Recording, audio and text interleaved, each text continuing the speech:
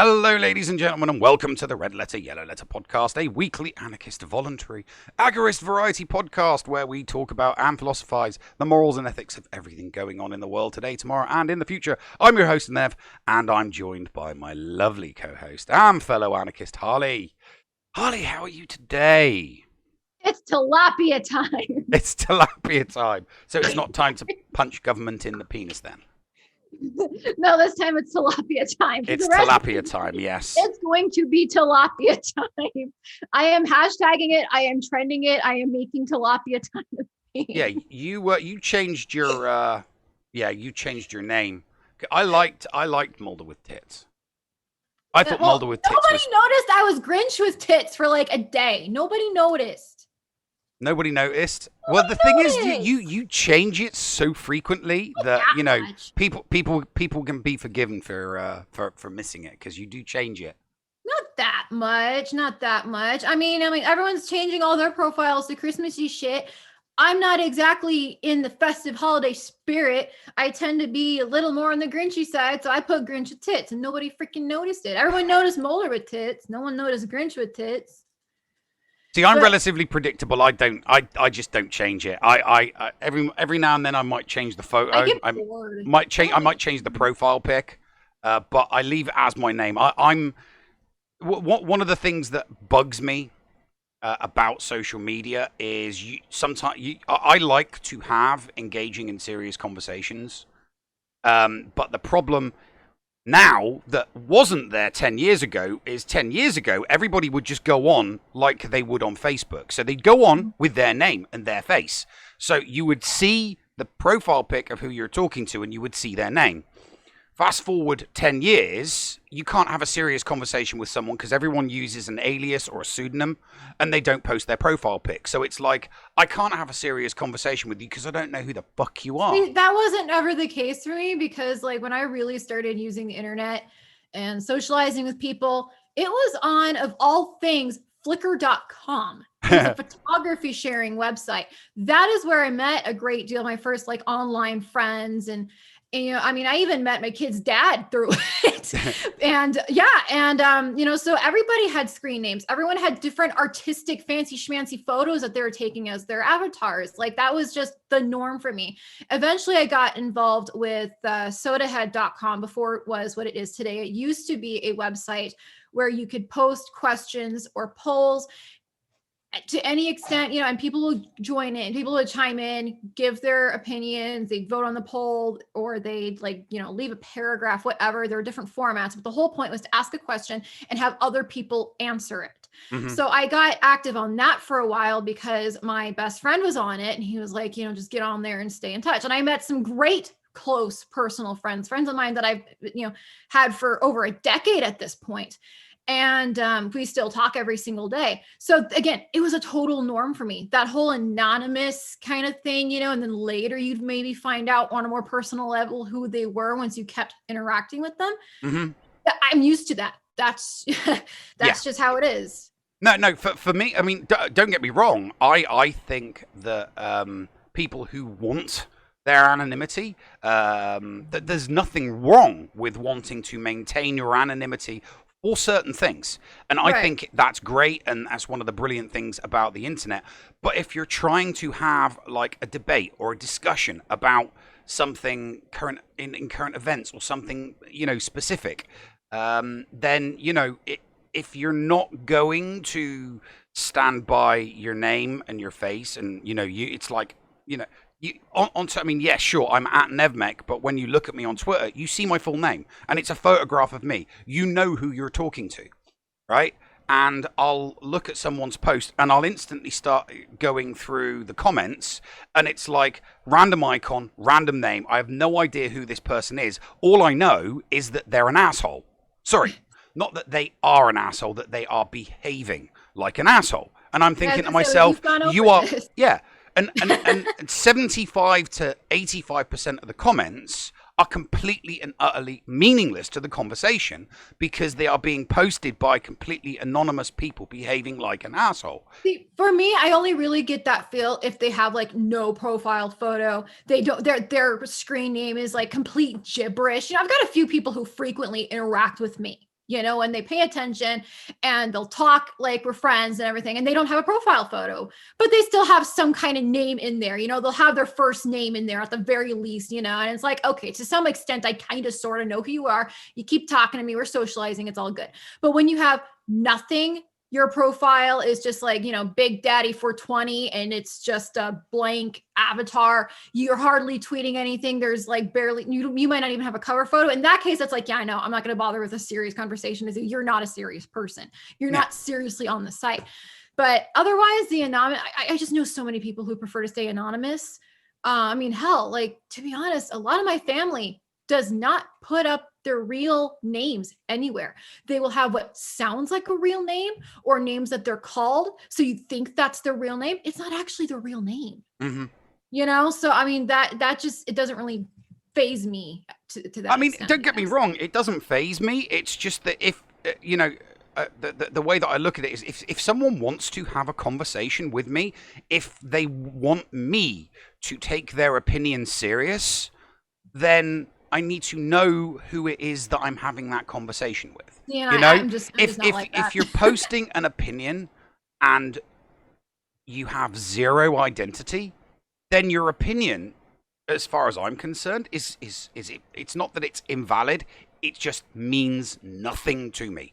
Zero. Right. It means absolutely nothing to me, which kind of takes, someone might make a valid point. It's like, well, I have no idea who you are, you're not posting under your name. There's no picture of you. Your opinion literally means nothing to me. With me, it just depends on how much effort did they put into the comment? Is it just LOL, you're stupid, or is it like something thought out? Like, look, here are my thoughts. Some people just want to stay hidden. If they want to stay hidden, that's their biz. But if they're putting in thought out points, whether or not I agree with it, and they're trying to state their opinion, and it's like, okay, they obviously put effort into this, then that's really what's more important to me. Yeah, there is the other thing. If I don't know who the person is and they're making an argument that is immoral, or expressing an opinion that is unethical or immoral, then I instantly think you're just behaving like an asshole. Oh, sure, yeah. Totally. The big thing for me yesterday, that it didn't grind my gears, but I was scrolling. It took me forever. I was scrolling through the comments, just looking for any individual person that was offering an opinion on the opening post that was actually worth reading. And it was the woman in California that posted the video of herself showing two practically identical locations outside that were 20 feet apart from each other, and the government said that one was okay and the other one wasn't okay. And I'm looking at that thinking, okay, this is clearly upsetting this woman. She's trying to make a living. She is trying to exchange goods and services for money so that she can live, exist. And along comes government and says, you can't do it because we look at what you've done and what we look at your setup, which is identical to this one. Yours is not safe, but the other one is.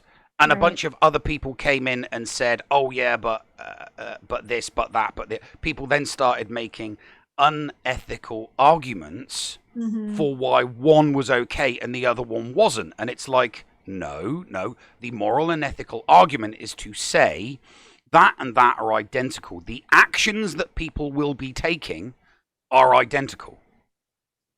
But the government, the state in that jurisdiction for that local geographical location is saying that you operating that one, you're not allowed to operate that one.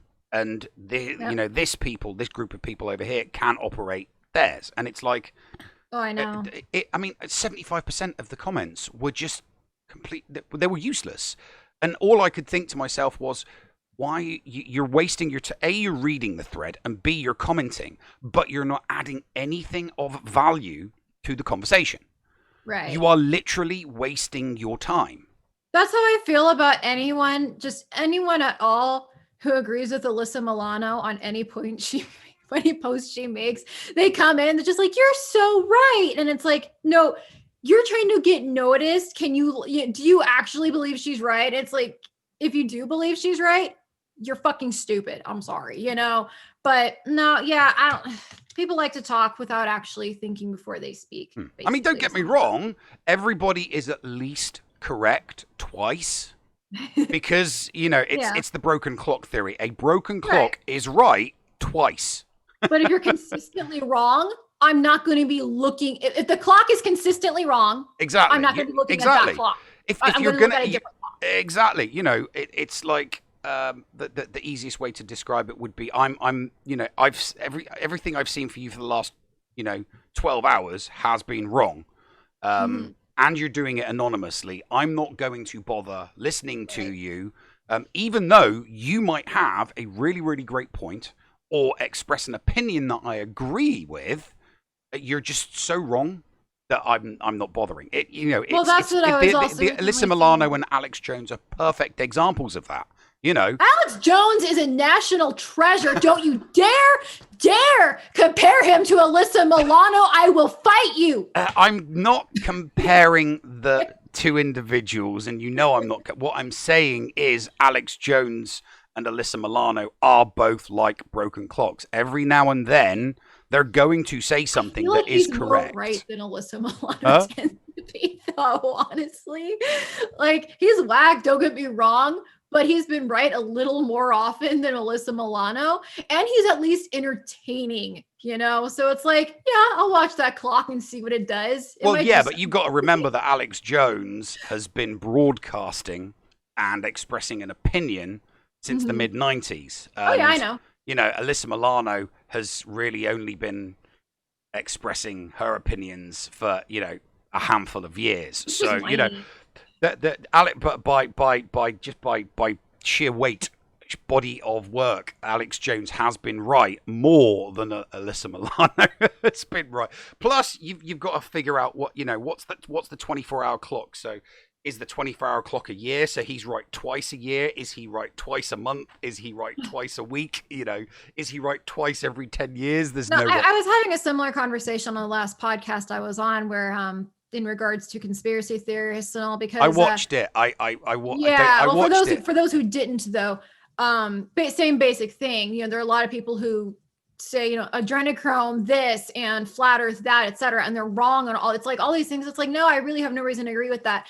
But then every now and then they'll put up one little thing that they're right about. Maybe it's about Epstein, maybe it's about some kind of experimental drug or some shit, and then it's like, there it is, you were right, but now no one's going to listen to you because you've been saying that, like, Tom Hanks is like injecting adrenochrome and staying youthful, and every celebrity is secretly trans to make us all accidentally gay and damn us all to hell. When you're saying shit like that, no one's going to take you seriously, and the times you're right. So maybe chill. Yeah, no, bit. the stream I was watching your friend, the same podcast that you were on, the host of the podcast that you were on the other day, was doing a live stream with a friend of yours, Jesse. And they briefly touched on the QAnon conspiracy theorists. And I then started having a brief conversation in the comments with somebody else, and I said, hey, they're not as bad as flat earthers. And then he tossed in there, or moon landing conspiracy theorists, and then I threw in there, we discussed all those things too, actually, on the one that I was on. We discussed QAnon, we discussed the moon landing and everything. Yeah, because I've had the argument, I've shot down with one argument, with one point. Moon landing conspiracy theorists. Well, we've already discussed this, and we have already discussed this. They left the camera. They left the camera on the moon on accident, and they had to fake the scenes. And there's the there's the mirror. There's the mirror up there as well. But no, my favorite one is to say, yeah, you're absolutely right. A lot of the photos are fake, but that doesn't mean that the moon landing was fake. Yeah, so we went over this in a previous episode. Exactly. But yeah, so conspiracy theories. So people are right, but when the all of the other times that they're wrong is so wrong, and I know that that's not logically accurate. So there's wrong. There's no difference between wrong and so wrong. I'm just putting the so in there. Yes, there. I think there is. There's no difference between It's wrong. like, wow, you are so wrong. Yeah. Exactly. There's no difference. You just missed every single point. Yeah. I mean, I've had that argument. There's had wrong, that. and then there's like impressed. Like, wow, that was like art that you were this incorrect. You know, it's like there's a little bit. It's like Luke to Kylo Ren. You know, that one scene. It's that feel. Yeah, there's sometimes things are a little bit wrong, and sometimes things are a lot wrong. Yep. There's definitely a bit like media headlines. You know, media headlines are always a little bit wrong. Oh gosh, so that one that's been going around. Who was it? Governor of North or South Dakota? One of those? I believe it was. I guess her. The governor whose grandmother recently passed away. Yeah, and they're going in her 90s. COVID warnings and stuff, and her grandmother just passed, and it's like, yeah, she passed at the age of 98, and she tested negative for COVID. So, like, why are you even bringing that into this? That her grandmother literally had nothing to do with COVID at all whatsoever. Yeah. No, what the article was attempting to do was put blame on the governor. Oh, I know. For the fact that COVID was at that nursing home. Trust me, I know why they're doing it. I'm just still gonna bitch about it. Oh yeah, no, they're so good at obfuscating the truth, because obviously it's not news, it's entertainment. I mean, it's not entertainment for people that want the news. It's annoying and an annoyance for people that actually want.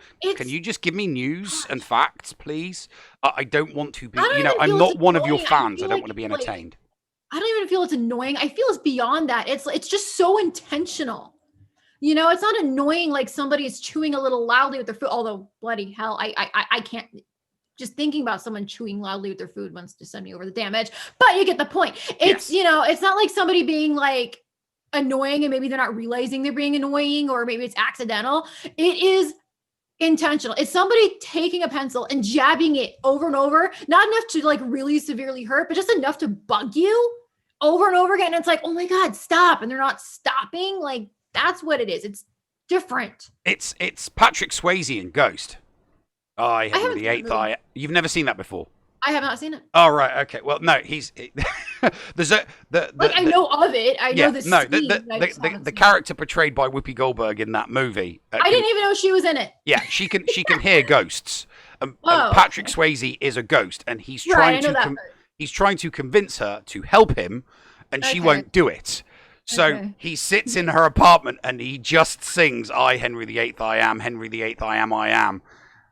And he just keeps singing it over and over again to drive her completely and utterly nuts. So it's just an analogy of, like you said, someone pick it, or it's like when the older brother is trying to annoy the younger brother by putting his not touching you can't do anything, not touching you can't do anything, not touching you.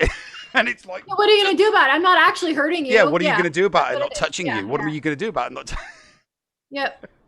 No, exactly. It's the fact that it's so intentional. That is what honestly pisses me off more than anything. Yeah, no. And people are going to fall for it. No, my stepbrothers never did that. My stepbrothers just hit me. Oh, gosh. Yeah, I am the oldest of four, and they're all boys after me. So yeah, if anyone was annoying, it was going to be me, but I usually prefer to just kind of keep to myself. So I wasn't that bad of a big sibling. A little bit sometimes, but not that bad. Nah. So there was something. I've got a clip ready to play. Oh boy. Because there was something that everybody's been talking about this weekend. You keep saying that, I haven't seen it. Well, I'm gonna play you the audio. I'm gonna play you the audio clip because there was recently a CNN interview. I know CNN.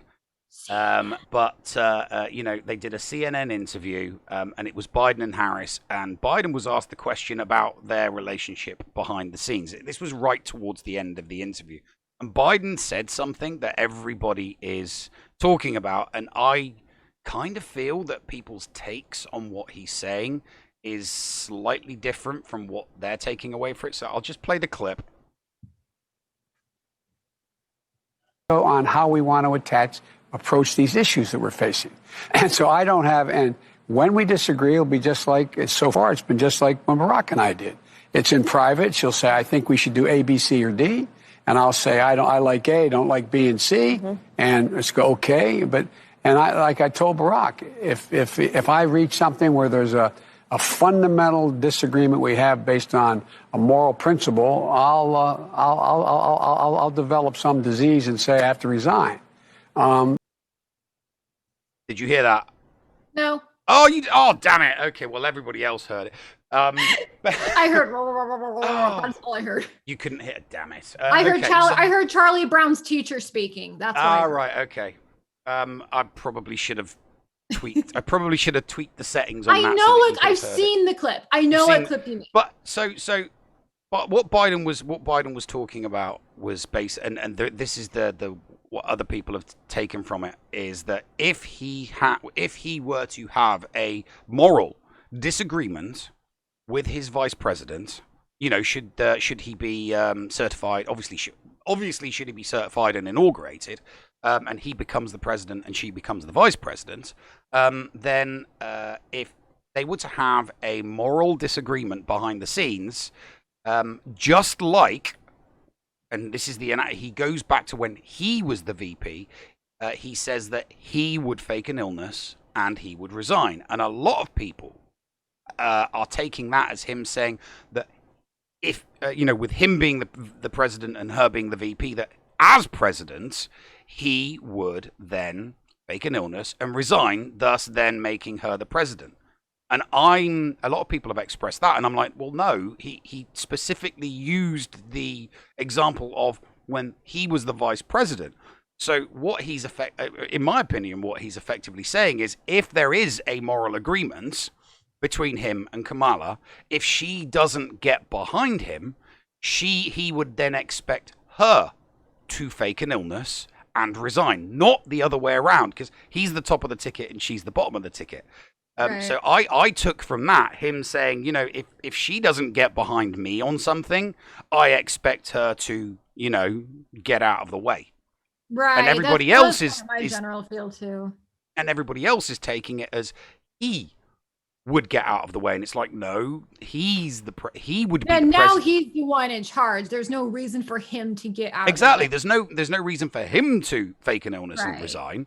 It would be, if you don't agree with me, then you need to step aside so that I can get rid of you and replace you with somebody that will agree with me, But for all intents and purposes, saying, you go because I want a yes man. Which, yeah. Because here's the thing. One of the first things that popped into my head when I heard that clip, and it made me laugh, because I instantly then had to go onto Peacock and start watching it, was Parks and Recreation, because it instantly made me think of Leslie Knope and Ron Swanson. And in one of the episodes, Leslie Knope's like looking at the White House, going, "Yeah, that'll be our house in 2024." And all I can think of is, you know what?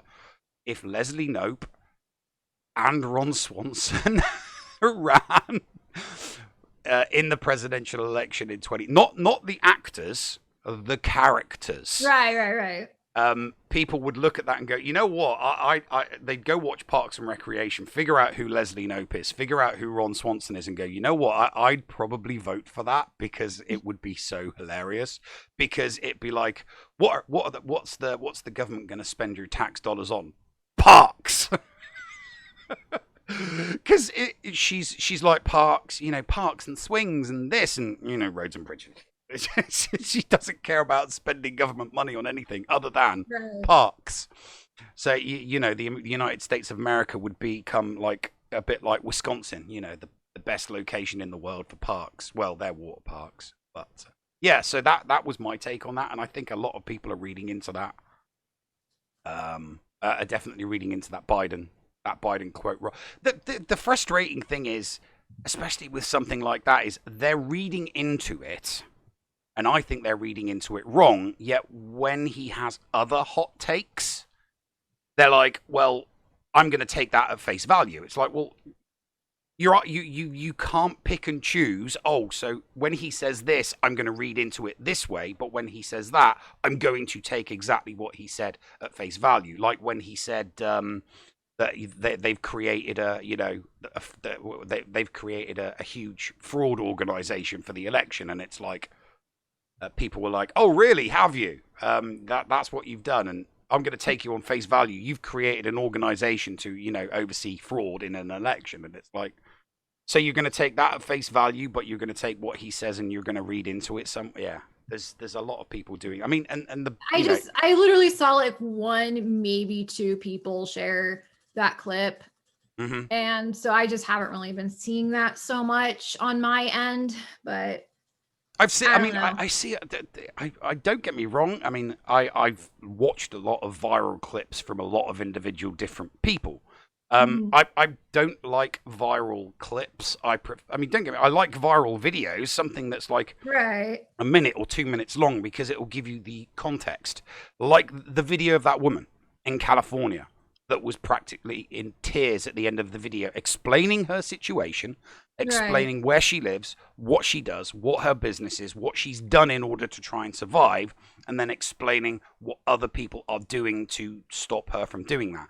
So that video was excellent because it did give a lot of context. It didn't give the details why the government is allowing someone to set up next to her 20 feet away, because a lot of people were posting in the comments, well, it could be allowed for reasons X, Y, and Z, and hers aren't allowed for reason X, Y, and Z. And I'm thinking to myself, yeah, so what you're saying is there's a bunch of government bureaucracy as to why B can, but A can't, when the actions of A and B are identical.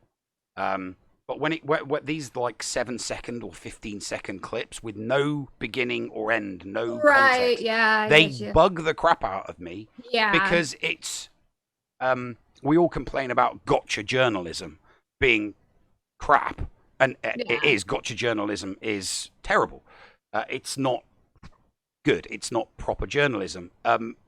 These short viral videos are, for all intents and purposes, it's gotcha. You said this. It's stupid. Yeah. It's a hot take. Gotcha. And it's like, you can't say, or people can't argue against, the legacy media doing things like that, and then sharing a clip that does the exact same thing. Right. And that, people may disagree with me, and the people that share those, viral clips will probably keep doing it. It's like, no, it's important. That little snippet. You can't fight fire with fire when it's going to ultimately make you look bad in the end as well. Because you're being just as dishonest, you're being just as shady, and you're clearly trying to do whatever you can, no matter how dishonest, to push your own agenda. Now, maybe your agenda is more just than someone else's, but when you're playing dirty, people are going to call you out for playing dirty, and then that's going to backfire on you and the cause that you are fighting for. Mm-hmm. Oh yeah, absolutely. There's you've got the analogies, like, don't go down to their level. I think what's his face, the Obama's old wingman, when they go low, we kick them, and it's like, no, you take the high ground. Always take the high ground. If you're arguing from a moral and ethical point of view, you should never need to. If you have the moral and ethical high ground in any argument, you should never have to. People are going to, here's the thing. People are not going to look at their own side, their own party, their own bias, and those on their side for consistent honesty. They're going to take their words to heart. They're going to see something and go, oh yeah, this matches with my views, whether or not it's true. They're not even going to care. They're going to go, yeah, this sounds like something I agree with. And they're just going to spread it as truth. However, they're going to watch the enemy and check for lies and inconsistency and whatever it may be, and go, see, you're lying, you're wrong, you're not somebody we can trust. Yeah. So you can't give them fuel if you're trying to fight fire with fire, play back with their own games. You're not actually doing any good. You are literally just fueling their fire more and making you look bad to everyone else who already doesn't like you, or people who are on the fence. At that point, it kind of just depends on who they're seeing or what kind of people they're hearing from more. And if they're able to get to those on the fence people first, that's who they're going to align with, because that's what they're seeing. They're seeing you as the enemy, you as the dishonest one, you as the liars, you as the manipulators, and they're seeing the people who are calling them out for it as the heroes. Yeah, and that's what we're stuck with at the moment, because everything from a political point of view, everything is so polarized, and everybody that we're because of the results that have been trickling out since November the 3rd, we now find ourselves in the complete opposite position from 2016. So in 2016, it was, the right saying, yep, we've won, it's great, wonderful, wonderful, wonderful. And you had the left saying, no, there was collusion, there was fraud, there was this stuff and the other, and we need investigations. And it's like, fine, you don't believe it, have your investigations. And for 3 years, it was investigations. And it's like, and the investigations ended, a bunch of money was completely and utterly wasted.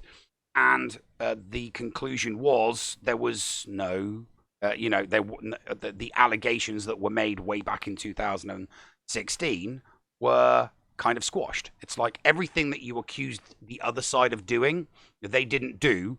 And you've had your investigations and this, that, and the other. And now, so 2020 hits, and it's swung the other way. So the left are like, just before, it's like, oh, there's going to be cheating and there's going to be fraud and there's going to be this, that, and the other. So the left wins, or they think that they've won.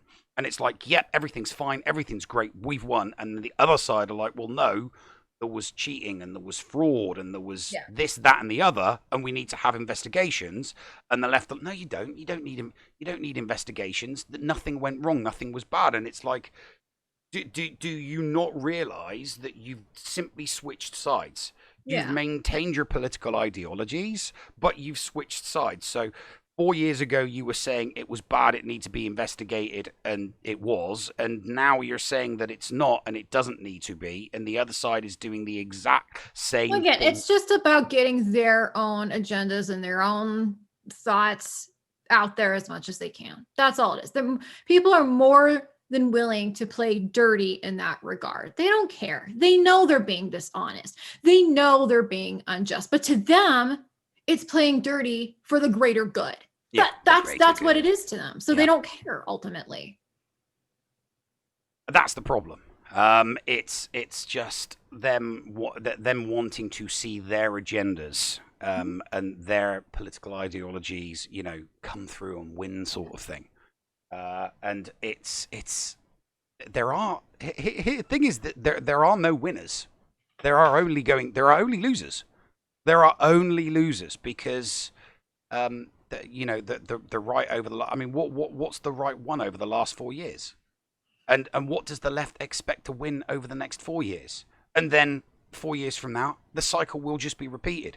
And it's like, we've had this discussion before that one person, it's very rare that one single individual person really has the ability or the authority or the power to change things for, significantly for the greater good. Because people don't tend to look at the hundreds of other things that they do that totally screws over everybody else. And they, they never do. I mean, I did get into a disagreement with somebody. And I did have to concede an argument against somebody regarding something that happened, something that did happen a couple of years ago regarding something that Trump did regarding removing the Obamacare mandate. And I had to concede, all right, fine, that one, so you will not get fined. And if you don't pay your fines, you won't get thrown into a cage. That's fine. That is, I will concede that one solitary good, that if you do not make this purchase, because obviously prior to him removing the mandate, if you did not do what you were told, you would be fined. And if you didn't pay the fines, people would send you letters. And if you didn't respond to the letters, people would turn up at your door with guns and haul you off into a judge, and the judge would be like, you're going to jail unless you do what you're told. And obviously he said that's not going to happen, and he removed the mandate. So I had to concede that. But it's like, so he's been in 4 years, and people will say, yeah, but he did this and he did that and he did this. And it's like, yeah, but regarding that, there were these unintended consequences. Regarding that, there were these unintended consequences. That is the only thing that I can think of that Trump has done in 4 years that has no negative unintended consequences. Right. Which, because and that's good as far as I'm concerned. It's a bit like what happened. The other thing that happened in the news this weekend: Congress voting to decriminalize marijuana at a federal level, and it's because it's the Democrats pushing it. The right are instantly like, no, it's a states issue, and it's like, well, that doesn't change the decriminalize it from a federal level. That all that means is that the feds aren't going to do anything. It's still going to be controlled at a state level. So just because just because Congress does it, and if the Senate approves that bill as well, and it gets decriminalized from a federal point of view, it just means that money isn't going to be spent by the federal government on putting people in jail at a federal level. If a state still wants to make it illegal, you could still, you'll still be punished by that individual state for doing something that they deem being illegal. Right. But you would look at something like that and think, okay, they're doing something that is going to mean less people get put in cages for not harming other human beings. And I look at that as a net positive. If any rollback, any kind of state rollback on things like that, I would look at and go, so they're creating a situation where less people that never harmed anybody in the first place are going to be put in cages and then potentially get harmed themselves. And the other side is like, no, the Democrats are doing this and they're kind of doing that. And it's like, no, this is not one of those occasions where you argue. This is one of those things that could create unity. And I know we're always wary as voluntarists and anarchists and agorists when both sides agree.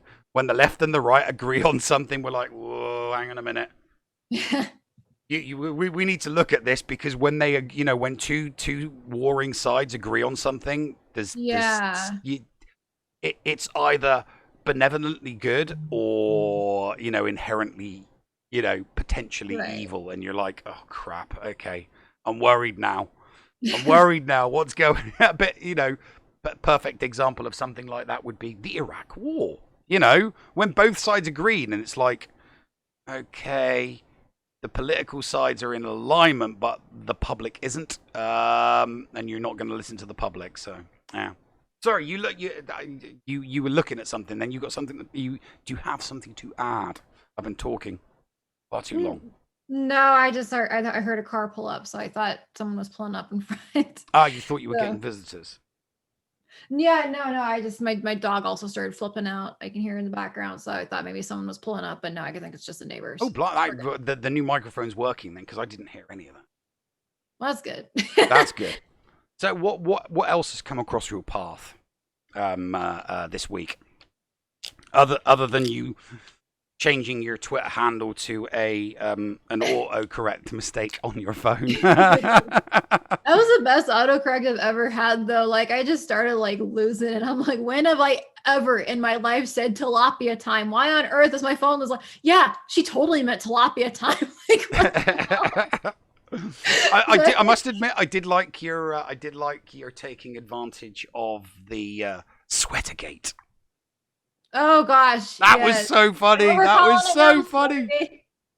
Oh my gosh, yeah, no, that definitely worked out in my favor. Yeah, freaking AOC's. I guess she had 2 different shirts. One of them was a tax the rich shirt, and another one literally just said Green New Deal. They weren't even cute. They're literally just blank standard font, tax the rich and Green New Deal. It's like, oh boy, whoopty shit, Yeah, the tax the rich one's a sweater. Product. Green New Deal sweatshirts for $65 made with fucking petroleum products. Like, if that's not a perfect summary right there of what the government is and what they do and how much they try to toot their own horn for absolute bullshit, then I don't know what. But AOC summed it up, unintentionally summed it all up in one fucking sweatshirt.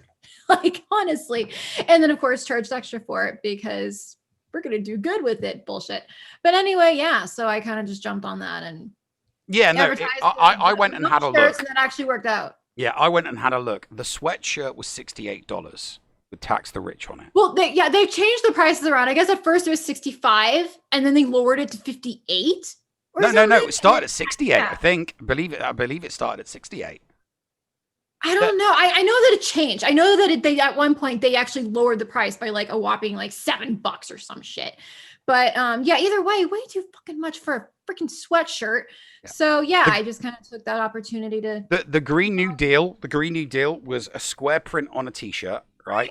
It was a picture. Cute. It was a picture of her standing on a rock looking out. Yeah. Oh, we're looking at two different products then. Oh, we must have been. Yeah, the t-shirt. Yeah, no, that's not the one I was looking at. The t-shirt that I looked at. Was an artist's rendition of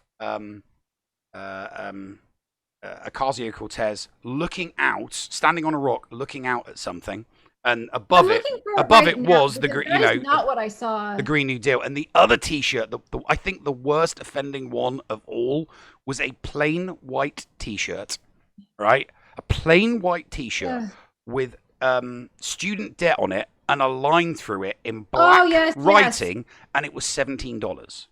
I saw that. Oh my God, she's actually out of stock on this. How many fucking dumbasses actually bought this fucking shirt? The shirt or the sweater? Oh my God. I'm looking at the Tax the Rich shirt. It's actually sold. The pre-order is actually sold out.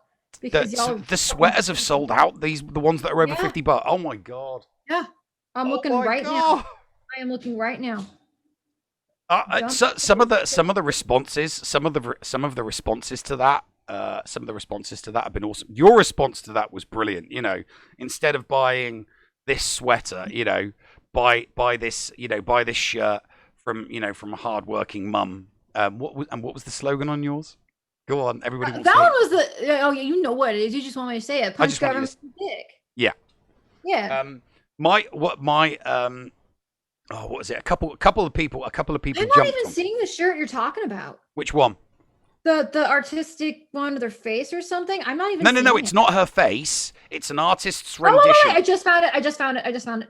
Okay, that was a T-shirt. Okay, yeah, it's a T-shirt. Yeah, T-shirt, $27. I'm just saying, y'all. She's charging $27 plus tax and shipping. I charge $25 total. All right.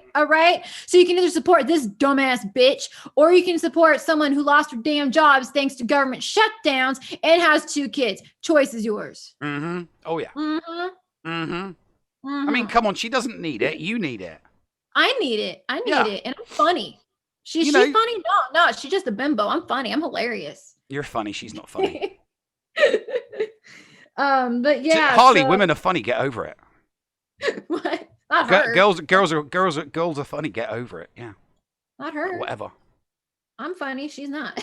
Okay. But yeah, no. So other people, well, no, she's funny in the hot mess kind of way. Like, did you see her tweet complaining about how she worked as a server for a year and it was like the worst thing in the world, and she would go cry in the freezer and shit. I put a lot of effort into not reading anything. I have her muted. I actually have her muted, but I did, like, some people were sharing that, and so out of morbid curiosity, I clicked to see what it said, and I was like, oh my God. You work as a server for 1 damn year, and you act like you were like freaking working in like a coal mine or some shit. Like, oh my God, I can't stand her. She is not working class.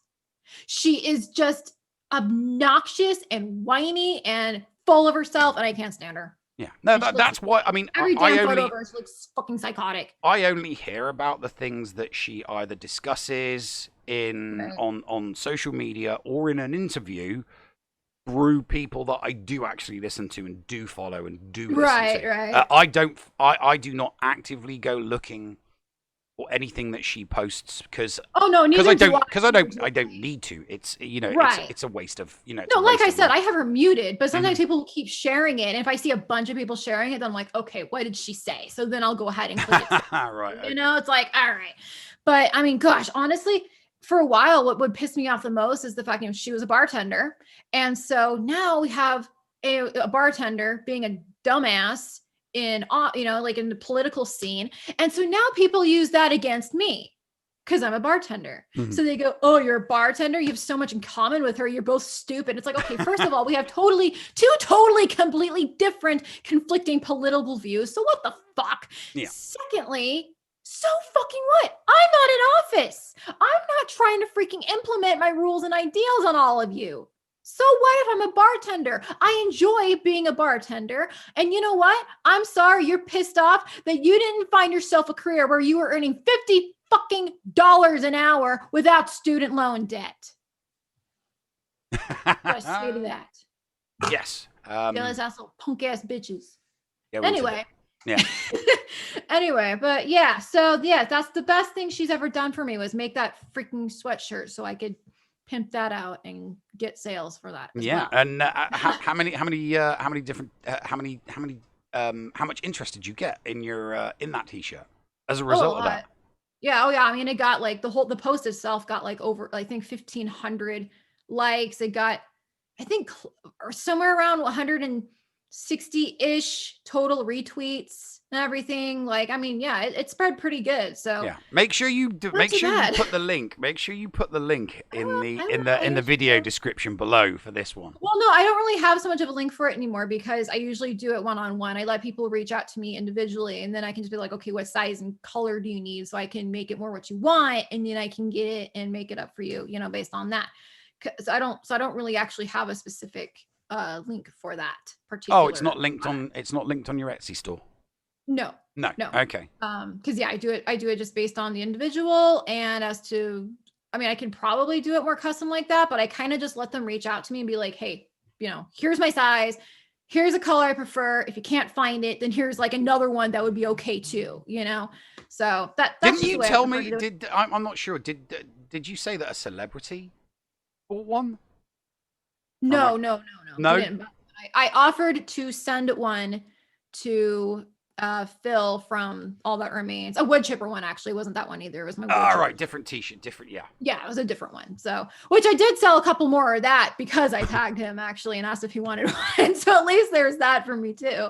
But see, that's the key. You got to learn how to market like that. But anyway, yeah, no, it was pretty good. Actually, speaking of too, yeah, then I made friends with the local elderberry syrup guy the other day too. That was great. Elderberry syrup? Yes. What's elderberry? I've had elderberry juice before, but I've not had elderberry syrup. What's elderberry? Oh no, people they'll use the elderberries and they'll make elderberry syrup, and it's actually like, I'm surprised that's not so much of a thing over there. People use it for like sicknesses. Oh right, yeah, no, that's oh yeah, no, that's totally a thing. That's totally a thing. So yeah, I was at that swap meet on Friday. I had my booth set up. I was there a little bit late, so she kind of stuck me just in kind of one of the last places she had open, which actually worked to my favor because I was right by the food trucks. So I was right next to all the big lit up areas, and it smelled fantastic over there because brisket was like literally right next to me. Oh. So people were following their nose and coming to your booth. Oh yeah, no, it actually really worked to my favor. So that was great. But no, what happened was I'm standing there, and I was wearing my shirt that I got from Eric of Rebel with a Cause, right? And that one says, "This body is fueled by protein, fat, and hate for the state." And I had like a jacket on and stuff. I was already wearing it, but I kind of was trying to keep it a little close so I wouldn't piss off too many people, But this guy, he noticed what it said, and he comes up and he's like, "What does your shirt say?" And I'm like, I didn't know how he was going to respond. So I'm like, and he's like, does that say hate for the state? I'm like, yes, it does. Mm-hmm. And he's like, I am so down. The state is nothing but violence. And I'm like, thank you. And so he started looking around. We started talking a little bit, and he bought a mug. He left. Oh, he came back with the money for it. And he's like, do you accept paper with dead criminals on it? Handed me money for it. I was like, oh my God. And he left and he came back a little bit later and started talking to me about like Bitcoin and other cryptocurrencies. I was like, oh my God, I just made friends with the elderberry guy. I'm so excited right now. But yeah, so that was like the highlight of my freaking sales thing, other than making more sales than I did last time. That was also definitely very helpful. But so it was a good day. Market. It was a very good day. I sold a bunch of shirts that day and I sold stuff at the swap meet. So mix up for yesterday's work shift where I worked for 8 hours at the bar. You had two customers. Oh yeah, technically two customers. One just came back. Yeah, I mean $5 in tips in 8 hours. At least everybody tipped this time, so I got $5 at the end. Yeah, no, I was trying to throw some assistance your way there. When obviously my other show on Friday, I did the Escape podcast on Fridays that I do on Twitch with my co-host right. Paul. And right at the end of the show, he's like, "Is there anything you'd like to say before we end out the show?" And I went, "Tip your waiters, waitresses, and servers." And he's like, "You know what? Actually, yeah, that's a really, really useful." I was like, "Just tip your waiter." It's been so bad lately. Like normally, before all the shutdowns are going, I was making pretty darn good money. It was really uncommon for people to not tip. It happened, but usually, if they didn't tip, they were drunk, or not really drunk, but they acted like perpetually drunk. They were just really like, their brains were gone from likely just drinking constantly every day in their life. You know what I mean? And so they were usually hardcore rednecks. And so they're terrible tippers. The hardcore, like missing teeth rednecks are horrible tippers. And the other ones were usually the young ones, the ones who are barely 21 years old. And you'd think they know how to tip because they're, oh boy, you're 21. Now you can go learn, drinking culture. But no, they don't. They do not tip. And Antifa, I know that from experience. Antifa are terrible tippers. Working class, my ass. Anyway, so, but yeah, it was really uncommon. I mean, there were times I was tipped like $10 just for things like giving them water or something, like, or they'll just charm it up. And one guy, he asked for a tequila sunrise. He asked for an extra cherry and I gave him extra cherry and he handed me a 10. And I'm like, you sure? He's like, oh yeah, you did me a favor. Have a good one. He just walks off. I'm like, all right, I'll give you a whole damn jar next time, But now I'm lucky if half the people even tip. It's that bad. And so they'll come in, they'll order the food. They've got tons and tons of they got like pizza and popcorn and chicken strips and all kinds of shit and big ass sodas and slushies. Then they come up and they drink and go, oh, your drinks are so expensive though. And then they don't tip. And it's like, okay, first of all, I'm not the one setting the prices for this. Secondly, that fucking $15 popcorn wasn't expensive. Like, come on, you're not even getting refills anymore because of the COVID shutdowns, but somehow you're okay with this. And it's hilarious to me, the inconsistencies. Or they come in and go, well, money's tight right now, so I can't really tip you. Yeah, how the fuck do you think I feel? I had double whammy working a movie theater bar. I was like one of the first people to get affected. And on top of that, I was teaching bartending. So we had no demand for bartenders. Both my jobs down the hill at the same time. But you're coming in here spending $60 on freaking movie theater food plus the movie tickets, and then telling me, oh, I can't afford to tip you. You can afford another $2 fucking. Thank you very much. God. Or even one. It's like, at least help me reach minimum wage here at the very least, Yes.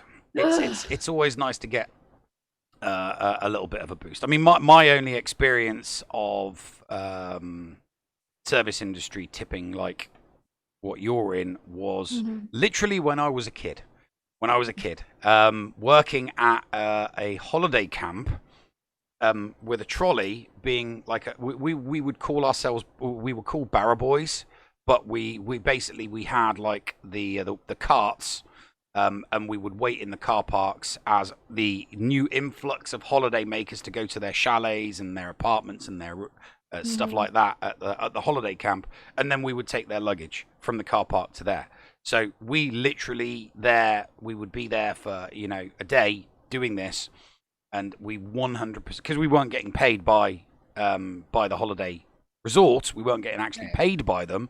They would just provide us with a cart, and then we would go and generate it. And sometimes you get, God, it was so annoying, so you'd get loaded up. We were only 11, 12, 13, 14 years old. We were kids, and we're wheeling these huge trolleys, and we get to and then they'd give us like £1, which at the time was probably like the equivalent of a couple of bucks. I mean, some people would tip you like with paper money because that's what you wanted. You wanted like £5 or £10.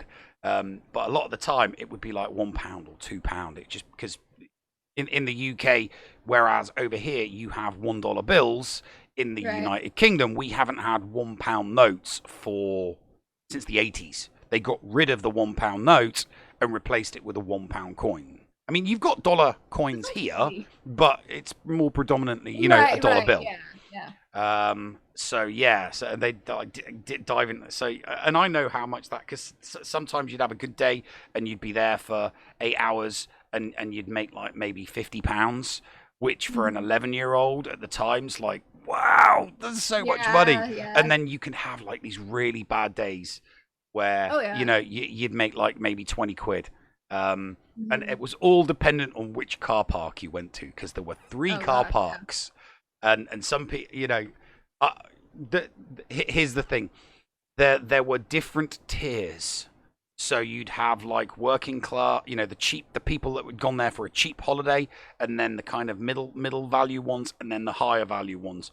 Nobody ever took their barrel to the high end ones, because the high end people were like, well, I've paid £1,000 for this holiday. And you think, well, they'd give you like 5, but no, they wouldn't. They use that as an excuse. Yeah, the ones that spent the most money were always the ones that tipped the worst. Oh yeah. I had one instance, actually. It was not too long before the whole shutdown thing's going. It was like the second day I was training my friend and new coworker. And we had this group come in. Well, first it was like 2 women, and they come in and they're like, we had a reservation for the bar area. And I'm like, we don't do that here. What the hell? And, I can't, I don't just say that, but I'm thinking, no, you fucking don't. And she's like, oh, so I asked her, I'm like, did you have this cleared up with the manager? Because nobody alerted me that we were going to have the bar reserved at any point today. And she's like, oh yeah, I talked to a manager. And I'm like, huh. I'm like, can you tell me what the name was? Because that's something that they really should have told me, because I've never done this before. I didn't even know that was an option that we could do. And she's like, oh, it was a man. And she's like, no name given or anything. And I'm like, okay, well, right now we don't have any of our male managers working currently.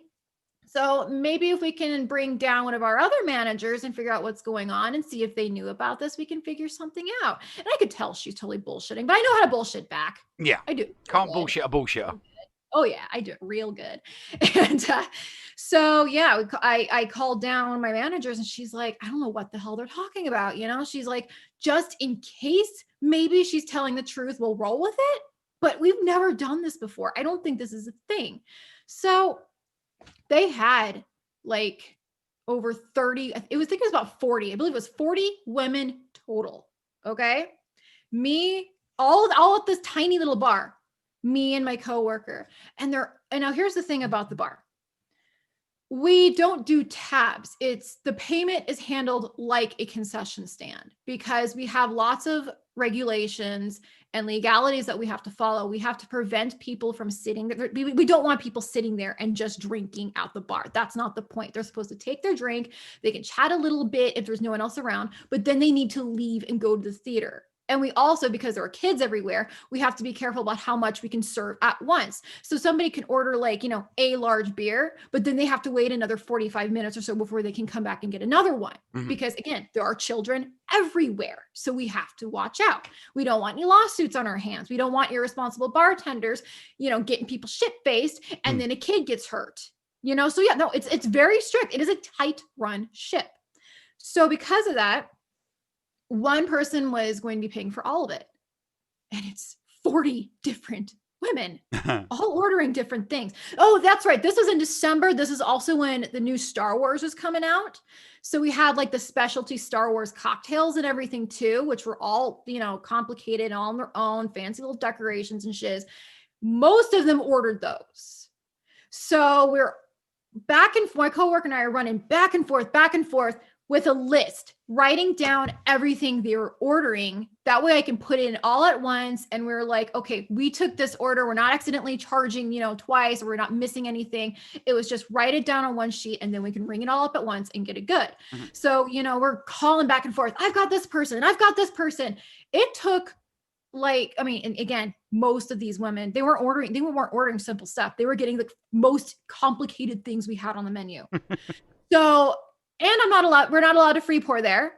We have to use the jiggers individually, one ingredient at a time. So every cocktail takes a couple of minutes.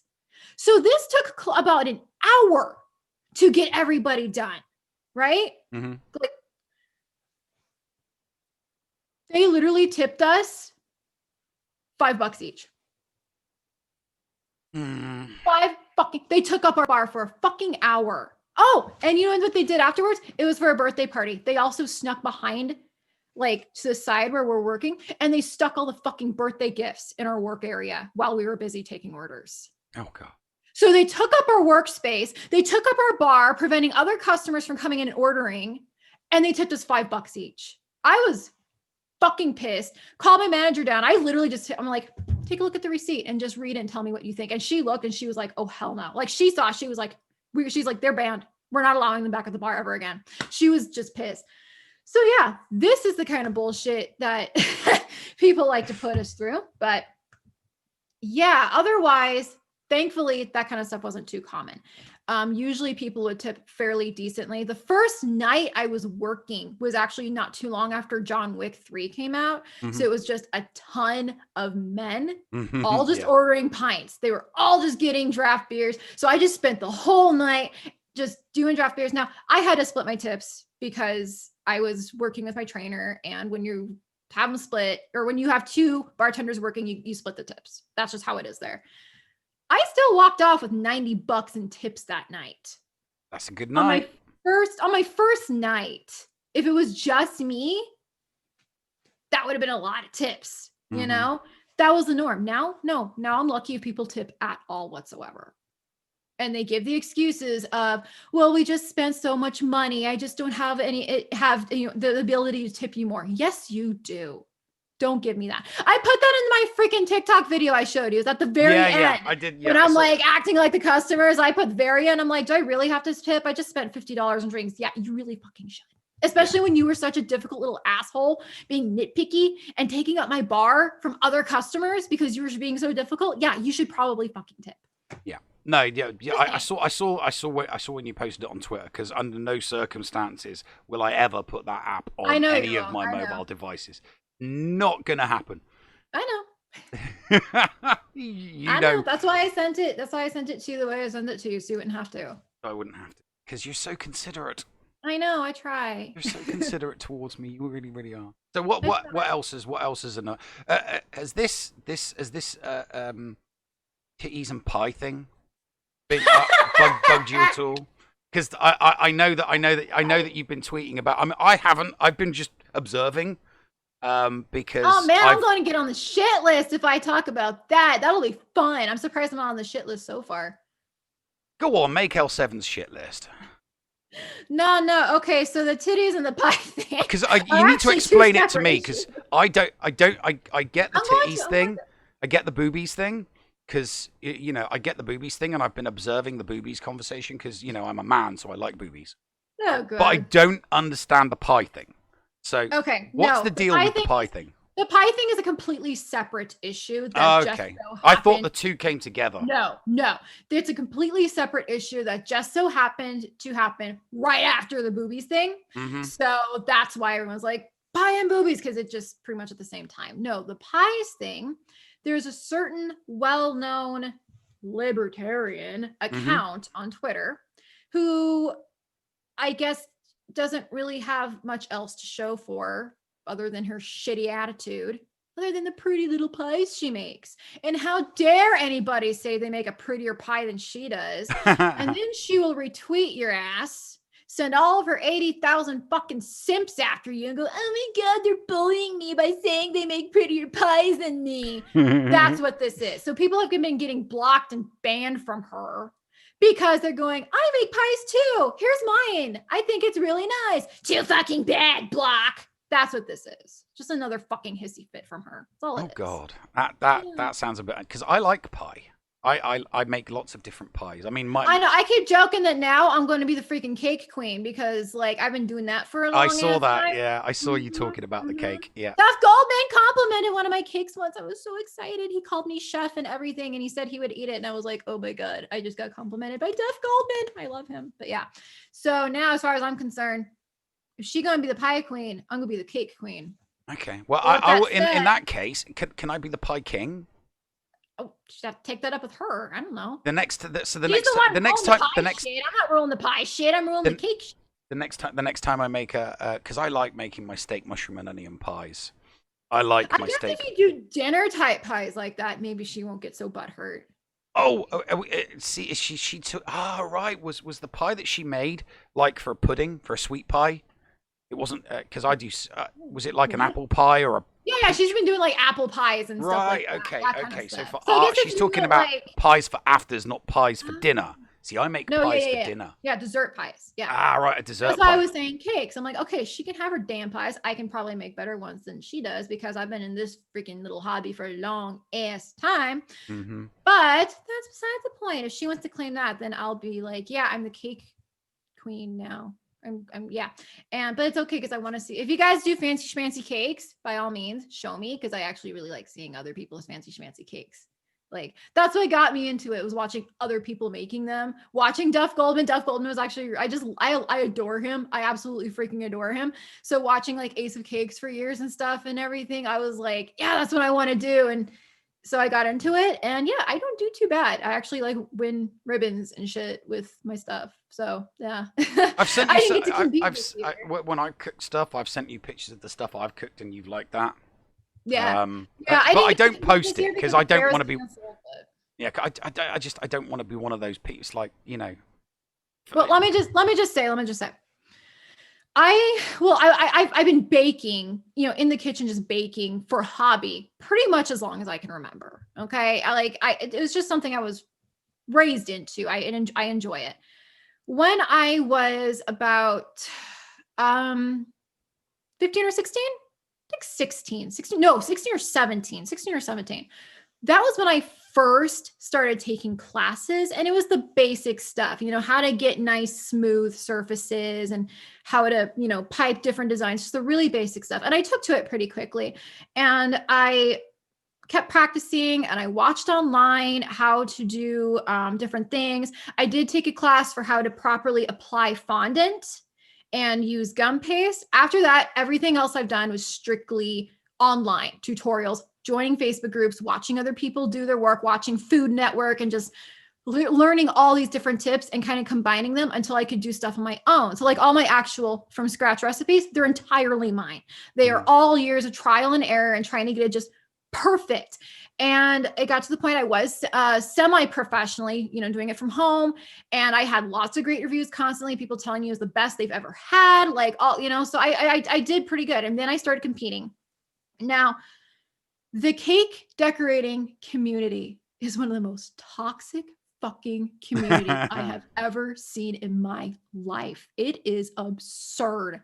Okay. I mean, now, a lot of you guys know I call myself a wannabe jack of all trades. There's a lot of different things I do. There's a lot of things I mess around with, so I'm in resin groups. I'm in farming groups and, meat rabbit groups. I'm in sewing groups. I'm in, I kind of left all the baking groups for the most part. Oh, I also used to do cookies too. I actually am fantastic at decorating sugar cookies. Also have won ribbons for that too. But anyway, so the differences are absolutely astounding. The resin community, from what I've seen, it can be a little like trash talky, but it's mostly in jest. It's mostly like, oh, I made this. It looks like shit. Tell me it looks like shit. Yeah, it looks like shit. Like that's mostly the kind of stuff I see. And with the sewing community has actually been really friendly overall for me. I've had so few issues. One of which was someone actually tried accusing me of skinning rabbits alive to get the fur pelts that I use for my purses. And I'm just like, are you fucking kidding me? Because they saw PETA say that China does that. Therefore, I do it too. Oh, God. Apparently. Otherwise, they're really nice. They're it's a lot of older women, and they're like, "Oh, that looks so cute. Oh, I recognized whose work this was immediately because you have this particular way that you pair colors and patterns and stuff." And I just let you know, like, there's lots of uplifting stuff like that. And everyone's always welcome to share their sources, always welcome to share tips and tutorials and everything. It's great. No, with the baking community, it's entirely different. Oh my God. Oh my God. Oh my God. And I think part of that is because a lot of these women, they end up going like on Food Network or whatever it may be to compete. There are a ton of baking competitions that are on TV. So a lot of these women, they're kind of the hot shots, they get social media popular, and then they get to go on TV and compete, and they let it get through their heads. And they will drag you down. They will tear your ass to shreds. Here's the thing though. They encourage those who are horrible. The ones who I've seen some atrocious cakes literally falling apart, and they go, "Oh, it's okay. That's awesome though. You keep going. You keep doing good." Ones who are actually improving, they will nitpick the fuck out of you. Like, it's insane. They don't want competition. They have their clique. And they don't want they build up the people that they don't see as competition, and they try and drag down the people that they do see as competition. But not only do they do it, other people, just the general community, does the same thing. I remember like this one time, I saw this one woman, and because here's the thing, they're seeing cakes. I can do cakes. I'm a housewife. How hard can it be? I saw it on TV. And they jump right into it without any sort of practice. And then they do terrible. And then it all backfires in their face, right? And this is a consistent problem. So all of them have each other's backs and go, "Oh no, it's the customer's fault for being so rude to you. You put so much effort into it. How dare they not appreciate how much time it took you? I still think it's cute." And then nobody improves, and everyone ends up falling apart and at each other's throats. So like I saw this one, God, this one always sticks in my head. The woman took actual aluminum foil, okay?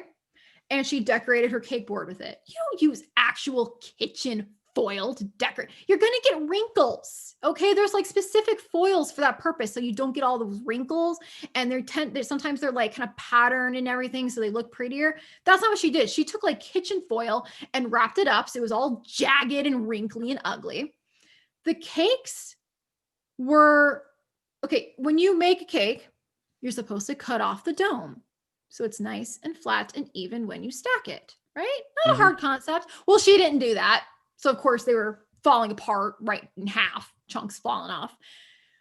When you're using different color frosting, it's probably a good idea to either use a different spatula if you're using multiple colors, or wipe it off. That's so hard, right? Wiping off the fucking spatula. No, she didn't do that. So I could see streaks of the other color that she used before in the frosting. And I'm like, what the fuck? She literally just like dumped on sprinkles and shit. I mean, it looked like a 10-year-old at best made this fucking cake.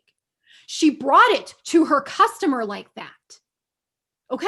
Oh, wow. The customer was pissed because they paid $300 fucking dollars for that fucking cake. Wow. And so they're like, "No, I'm not paying you. You were charging me $300. You told me you could recreate this, and it looks nothing like it. It's a mess. It's falling apart."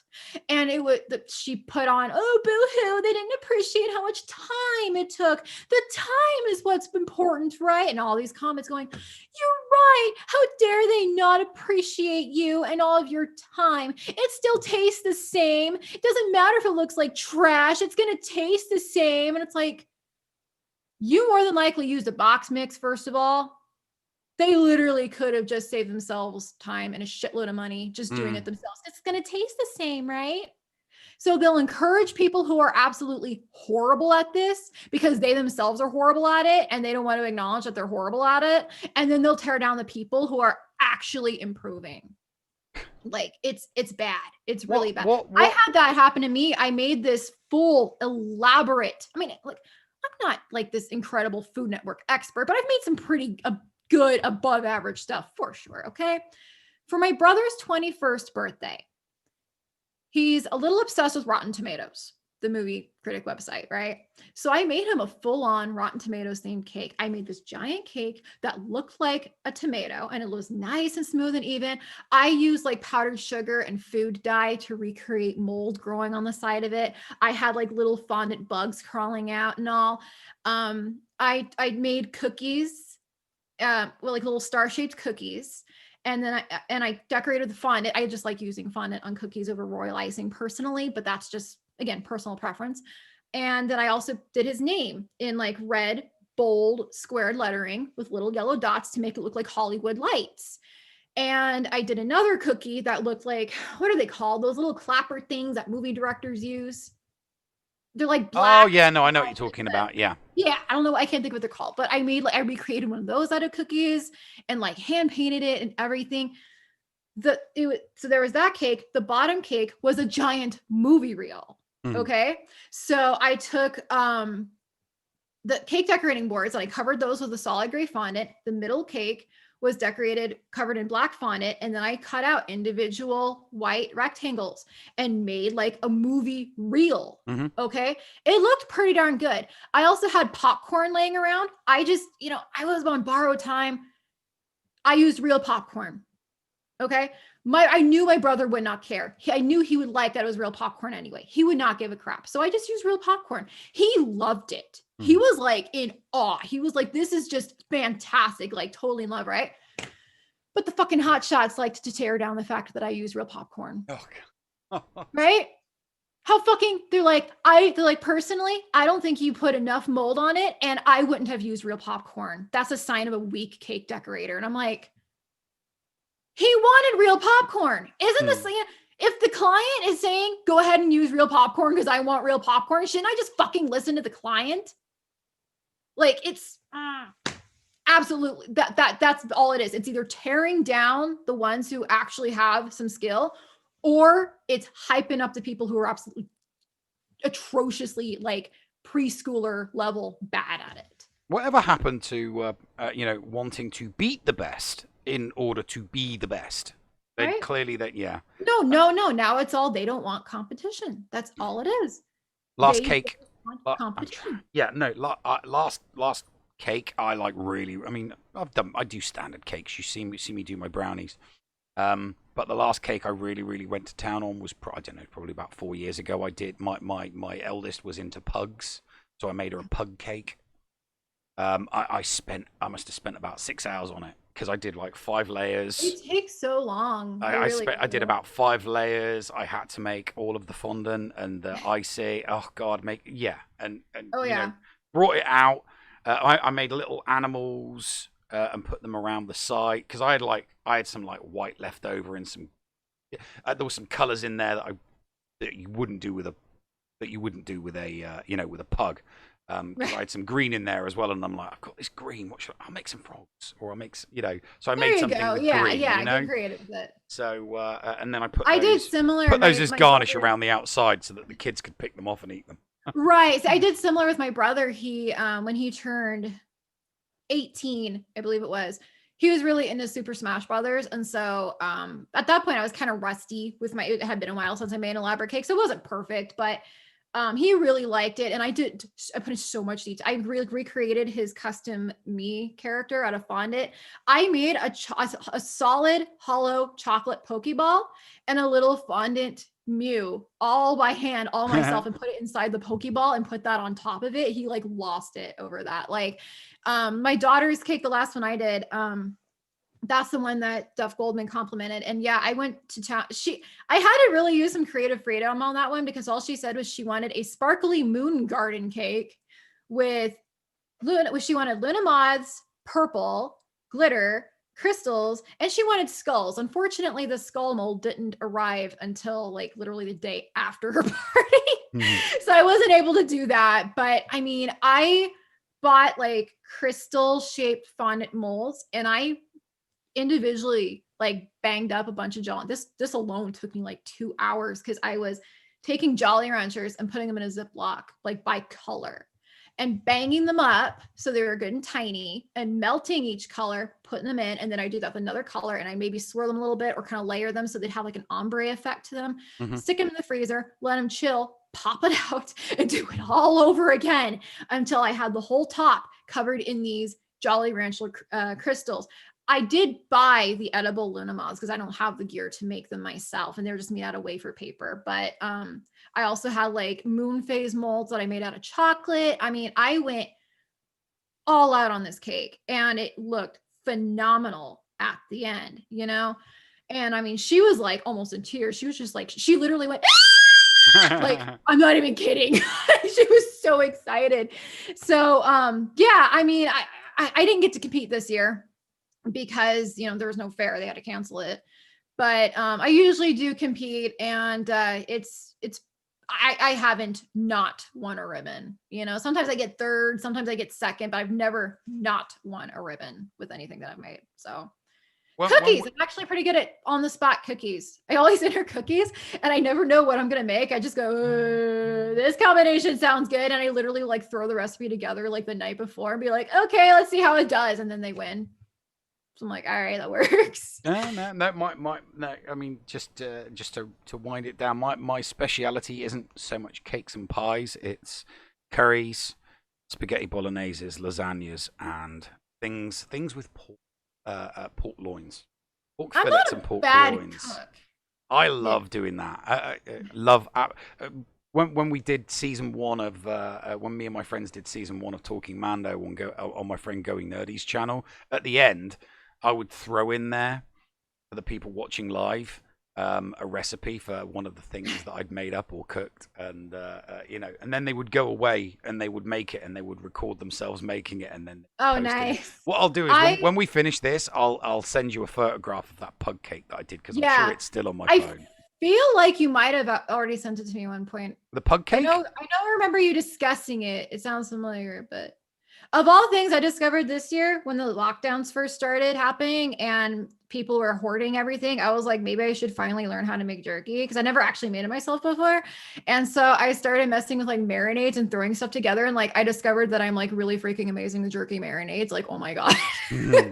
So there's that. I need to do that more. I haven't made jerky in like forever, and I need to, because yeah, I make some like really freaking good.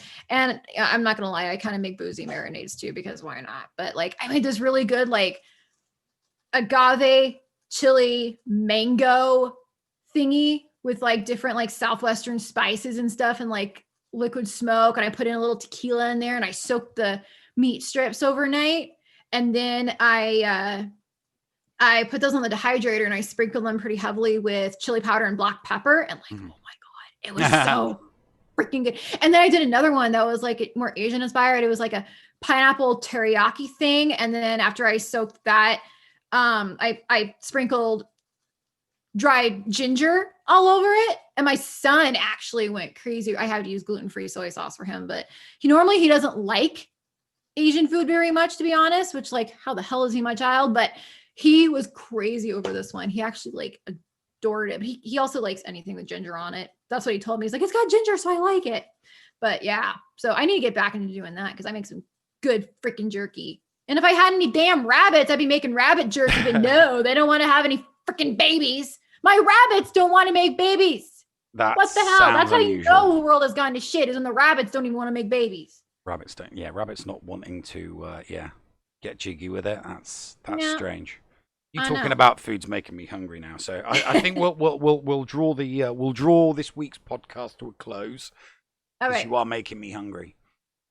And I'm making me hungry. I think, just this whole conversation is making me, want to snack on something. All I've had today was a donut, and it is currently 1:12 in the afternoon over here. So I haven't. It's 2:12 where I am, and I've not eaten anything. All I've had is coffee and gum. So yeah, coffee and gum.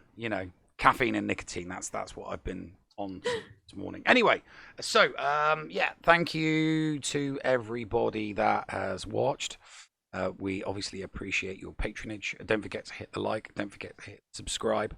Don't forget to check out the links in the video description below. There's always going to be a link in there to Harley's Etsy. I know I keep saying I'm going to get the damn A's up on there, and I keep getting sidetracked by other content creation. Oh, and on the subject of content creation, if you are a Liberty content creator, I have I mentioned in our last guest podcast that I was going to create a Discord so that all Liberty content creators could come together in one Discord channel, and we could all discuss and collaborate and inform each other of when we're doing podcasts and when we're doing live streams. So I have now created that, and I'll post some links to that.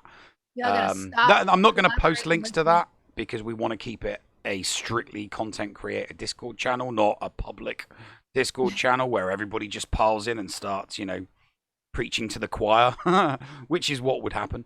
Harley and I will, post not links to it, but we'll talk about it on Twitter. And if you are a liberty-minded content creator, we'll DM you the link. You can create yourself a Discord account, and we'll let you into the, into the Discord server. Try and make it not exclusive, but more about collaborating amongst ourselves. So have you got anything to add, Harley? Not a whole lot. For those of you, I guess I can just kind of do a little more pluggy type stuff. Yeah, plug away. So yeah, if you, I'm trying to get my Cryptid Bartender stuff really up and running a little more lately. I've actually got some tutorials that I will be putting on YouTube that I need to actually edit and put on YouTube. So if you want another YouTube channel to subscribe, please look for my Cryptid Bartender one. Right now, it only has one video on it because I just have not had a whole lot of time to get it going, but I'm working on that now. I'm trying to do what I can. If I know, oh my God, Chinese spyware. Your phone was made in China. Shut the fuck up. If you have TikTok, please by all means follow that too, because now they're paying content creators. They weren't before. So I wasn't really working too hard to get into it, but now they are. So I'm like, oh, well, shit, maybe I should start using it. So yeah, by all means do that. Always, holidays are coming up. If you're looking for Christmas gifts for people or whatever, then by all means consider using me and my Etsy. And yeah. Oh, and I've had some people mention the voiceover stuff. Like every now and then people tag me saying that someone's looking for somebody to voice something or whatever. If you find any other accounts like that, someone who wants either a character portrayed or anything, please by all means let me know, because now I actually have a nice, pretty new microphone and it sounds better, and I'm gonna be messing with that. So hook me up, please, because that's something I'm really trying to get into. Right. Okay. Well, that's it. Thank you very much for watching. Thanks a lot for listening. Again, hit the like, hit the subscribe, and we will see you guys on Twitter. Toodles. Bye-bye.